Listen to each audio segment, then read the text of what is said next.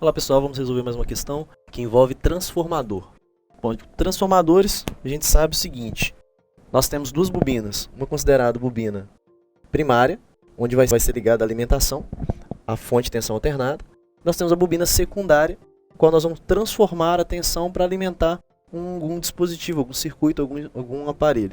Bom, o exercício fala o seguinte: o transformador é usado para reduzir uma tensão alternada de 60 volts para 12 volts. Então o que acontece? Na bobina primária, você vai alimentar com 60 volts e na bobina secundária você vai alimentar o seu circuito com 12 volts. Então poderia ser uma lâmpada, poderia ser qualquer outro aparelho. Bom, o exercício fala também o seguinte: supondo que o transformador é ideal com 400 espiras no primário. Então ele te deu o número de espiras no primário e que a intensidade da corrente no secundário equivale a 0,5 amperes. Bom, falar que um transformador é ideal é a mesma coisa de falar o seguinte: que ele não tem uma dissipação de energia. Logo, a potência no primário é igual à potência no secundário. Isso é uma das propriedades do transformador.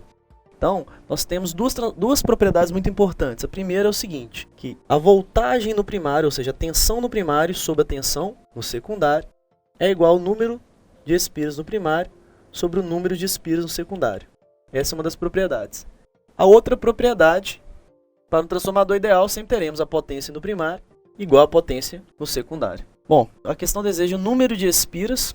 O número de espiras no secundário é a intensidade da corrente no primário. Bom, vamos lá. Utilizando essa primeira propriedade, vamos determinar qual que é o número de espiras no secundário. A questão já te deu a tensão, a diferença potencial na bobina primária, que é 60 volts.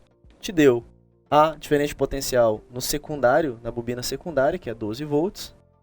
Te deu o número de espiras no primário, que é 400. Com isso, você vai determinar o número de espiras na bobina secundária. Bom, você pode simplificar aqui, ó, 6 você pode cortar com 12, aqui fica 1, aqui fica 2.